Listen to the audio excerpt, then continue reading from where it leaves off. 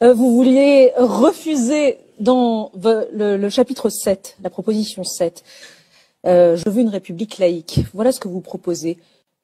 Je propose de refuser de rencontrer d'État à État ceux qui obligent nos ministres femmes à porter des accoutrements contraires à la dignité républicaine. C'est quoi les accoutrements contraires à la dignité républicaine? Alors, voilà, je vais vous donner un exemple. Les ministres qui mettent des mantilles pour aller voir le pape en tant que ministre de la République française. Les personnes qui sont obligées de se mettre un voile sur la tête, ou pourquoi pas des gants pour rencontrer tel ou tel ministre. Donc vous approuvez, par exemple, vous allez me dire que je parle encore de Marine Le Pen, mais vous approuvez Marine Le Pen qui, à Beyrouth, a refusé de mettre un voile pour rencontrer le moufti de... Absolument. Absolument, madame. Nous les Français, nous ne faisons pas imposer des signes religieux. D'autant que, si j'ai bien compris ces explications, cette rencontre avait lieu en dehors du lieu de culte. Et par conséquent, ce monsieur n'avait aucun titre à essayer d'imposer à un Français, quel qu'il soit, un comportement qui ne convient pas. Est-ce qu'à Rome, il ne faut pas faire comme à Rome, comme les Romains? Non. Il faut faire comme les Français à Rome. Oui. Et attendez. Et encore une dernière question, oui, puisque pour être très précis, sur KTO, la chaîne catholique, en mars 2015, vous avez déclaré « Le voile est un signe de soumission ». Est-ce que vous le pensez toujours? Ah bah oui. Mais je distingue deux choses. Ce que la loi permet ou ne permet pas. La loi n'a pas à imposer une manière de s'habiller dans la rue, à l'exception du voile intégral, que je condamne absolument et que je veux interdire. Après, les gens font ce qu'ils veulent. C'est comme ça. Voilà. Après, il y a la conviction personnelle et donc le devoir d'échanger avec les autres.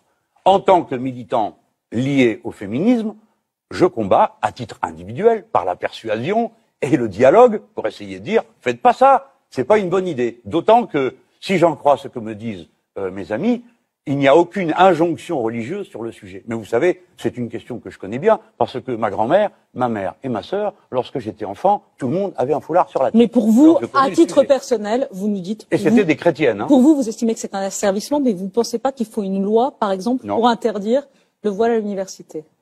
Non, parce qu'à l'université, nous avons affaire à des adultes. Il y a des pays où c'est interdit. C'est un sujet qui est complexe, parce que c'est un signe ostentatoire. Et il vaut mieux éviter les signes ostentatoires.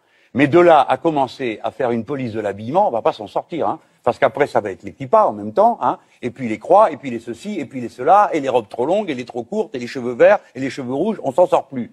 Et vous savez, le peuple français, et les femmes en France, inclus celles qui sont très croyantes, d'abord, ne sont pas toutes voilées, j'ai plusieurs amies qui sont très croyantes, qui font leurs 5 prières tous les jours, et qui ne sont pas voilées.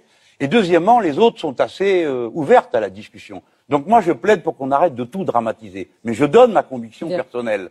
Je suis opposé à tous les signes religieux. Alors ça va depuis la femme qui se rase la tête et se met une perruque par-dessus pour suivre les prescriptions de la Bible, à celle qui se met un foulard sur la tête parce que c'est un rapport avec Dieu, paraît-il. Et je ne vois pas où Dieu s'intéresserait à un chiffon sur la tête, mais c'est mon affaire à moi. J'essaye de convaincre.